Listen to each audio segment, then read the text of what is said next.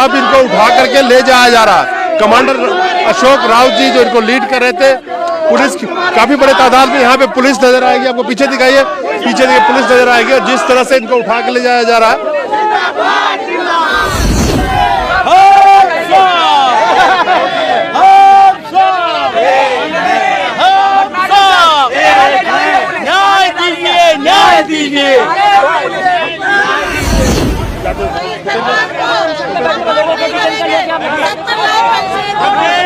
इनको अंसन से उठाने के लिए पुलिस यहाँ पे आ चुकी है और इनकी उम्र देखिए, न्याय दीजिए, न्याय दीजिए, न्याय दीजिए, न्याय दीजिए, न्याय दीजिए, न्याय दीजिए, प्रताप जी, न्याय दीजिए, न्याय दीजिए, न्याय दीजिए। तो जिस तरह से आमरण अनशन पे ये बुजुर्ग बैठे थे, इनको उठा के ले जाने के लिए पुलिस यहाँ पे खड़ी हुई है। आप देख सकते हैं कि ये अपने ही पैसे और पेंशन की डिमांड, EPS 95 के ये पेंशनर है, अपना डिमांड कर रहे थे और जब ये आमरण अनशन में बैठे तो शाम को पुलिस इनको उठाने आ गई है और अब इनको उठा करके ले जाया जा रहा है। कमांडर अशोक राउत जी जो इनको लीड कर रहे थे, पुलिस काफी बड़े तादाद में यहाँ पे पुलिस नजर आएगी, आपको पीछे दिखाइए, पीछे देखिए पुलिस नजर आएगी और जिस तरह से इनको उठा के ले जाया जा रहा है, जिस तरह से इनको उठा के ले जाया जा रहा है, आप देखेंगे कि पूरी सारे बुजुर्ग हैं, कोई सबकी सारे बुजुर्ग दराज लोग हैं और ये देख सकते हैं इनको ले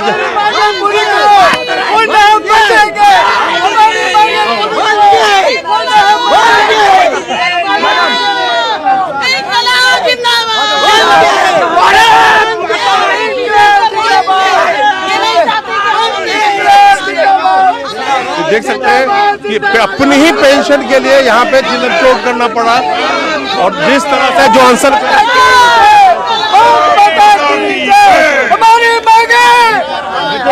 हमारा आमरण अनशन पुलिस ने यहाँ पर जाति की है, हम जाकर फिर कल आएंगे, फिर आमरण अनशन करेंगे। लेकिन ये जिस तरह से पुलिस ने जो जद्दोजहद हुई, पुलिस कह रही है कि आप जाइए, आप जंतर मंदिर से नहीं जाना रहे, क्या कहेंगे उस पर? नहीं, हम फिर कल आएंगे, कल फिर आएंगे, फिर हम अपना हमारे में हौसला और जज्बा है जिसके साथ कल आएंगे।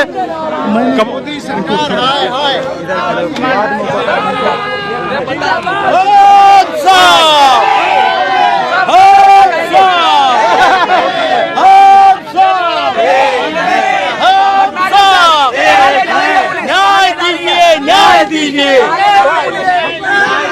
न्याय दीजिए, न्याय दीजिए। आगे बढ़ाया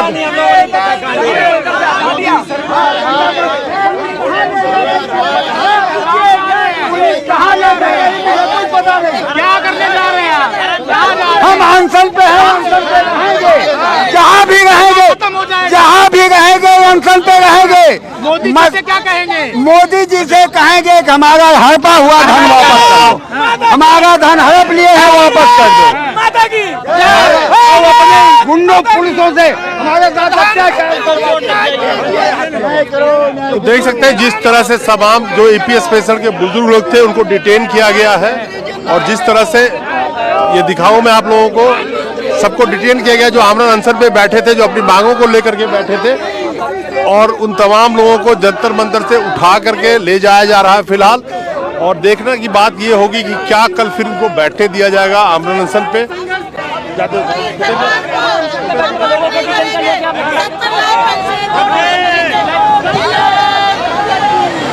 हमारे साथ कमांडर साहब है। कमांडर साहब, आज जिस तरह से आप लोग आमरण अनशन पे बैठे थे, पहला दिन आमरण अनशन का था, काफी सारे प्रोटेस्ट कर रहे हैं, इस सरकार को तो विरोध की आवाज भी लगता है कि पसंद नहीं है कि लोग अब विरोध की आवाज लगाएं। मैं तो ये कहना चाहता हूँ कि चैन से जीने भी नहीं दिया इन्होंने और चैन से मरने भी नहीं देंगे, तो किस हालत में रखेंगे बुजुर्गों को?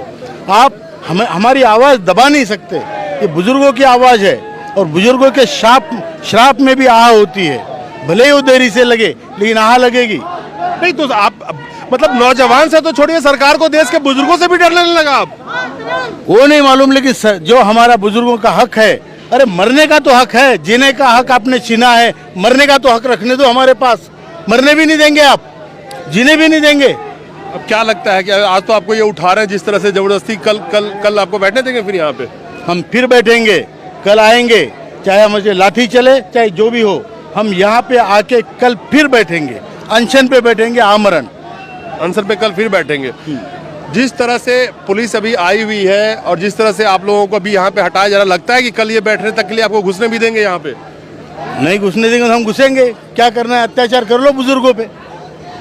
अगर आप हम कोऑपरेट कर रहे हैं, हम चाहते हैं कि हम हमारा काम हो, मंत्री जी के हमारे एक बार भी उन्होंने बुलाया नहीं है, तो ये सब क्या है? हम लोगों की ये हालत क्यों कर दी भैया आपने? आप तो सरकार है, बड़े हैं, हमारी तरफ देखिए।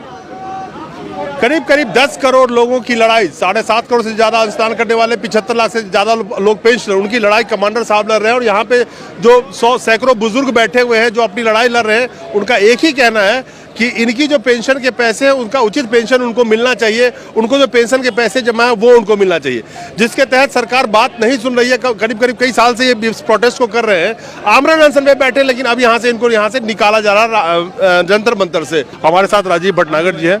भटनागर जी, यहाँ पे आमरण अनशन पे मतलब विरोध की आवाज भी आपको उठाने देने की अब बंद कर दी गई आज। नहीं तो हम तो ऐसे हटने वाले नहीं। आप देख रहे हैं 8 दिन से हम लोग बैठे हुए हैं, ऐसे हट जाएंगे? डिटेन करना हो कर ले, जहाँ ले जाना हो ले जाएं, हम लोग जाने को तैयार हैं। अब ये तो सरकार को सोचना चाहिए कि वृद्ध पेंशनरों को जो खाने, अरे भूखे घर में मरने से अच्छा है कि जाए इनके पुलिस स्टेशन मरेंगे जाके, और क्या करेगा? तो सवाल यह है कि आप लोग तो शांतिपूर्ण तरीके से आमरण अनशन पे बैठे हैं, अगर सरकार को आश्वासन भी देना होता है या आके ये भी कह देते कि ठीक है हमको 1 महीना 15 दिन का टाइम चाहिए, वो भी नहीं कर रहे हैं और आवाज भी उठाने नहीं दे रहे। नहीं, मोदी जी ने कहा था कि लोग गैस सब्सिडी छोड़ दें, लोगों ने छोड़ दी लाखों ने। अब ये जरा घोषणा कर दें कि MP MLA मंत्री सारे अपनी पेंशन छोड़ दें, तो छोड़ दें, हम लोगों को मिल जाएगी।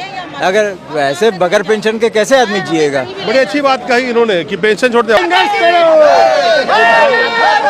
बुजुर्ग लोग यहाँ पे बैठे हुए आमरण अनशन पे अपने पेंशन के लिए, और ये कह रहे हैं कि हमें कम से कम मरने का इजाजत दे दीजिए, हम आमरण अनशन करेंगे, नहीं तो हमारा पेंशन दीजिए, हम लगातार अनशन करेंगे। ये हमारे साथ नाइंसाफ़ी है, सरकार की नाइंसाफ़ी है।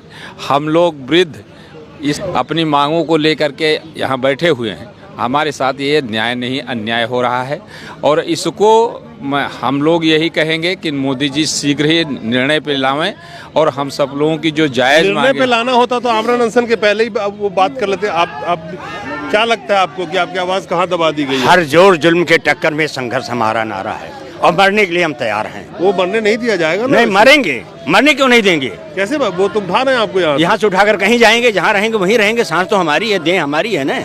इससे बढ़िया तो जलियांवाला कांड बना दें, गोली से भून दें, सब खत्म हो जाए। ये नाटक करने की क्या जरूरत है सरकार को कि हम बड़े पारदर्शी हैं, हम बड़े मानवतावादी हैं, हम बड़े मर्यादा का पालन कर रहे हैं, हम बहुत गारंटी देते हैं। कौन सी गारंटी दे रहे हैं? मरने की गारंटी दे दें, मरने की गारंटी चाहते हैं बस। आप भी महिला, आप भी आइए इस प्रोटेस्ट? जी बिल्कुल, मैं भी एक पेंशनधारी हूँ। आप भी पेंशनधारी है? जी, मेरे पति गुजर चुके हैं और मैं अभी उनके ब्याह पर मैं पेंशन लेना चाह रही हूँ। हमारी कोई पेंशन नहीं, हमारे को बहुत ही मिनिमम पेंशन, मेरे 2 बच्चे हैं।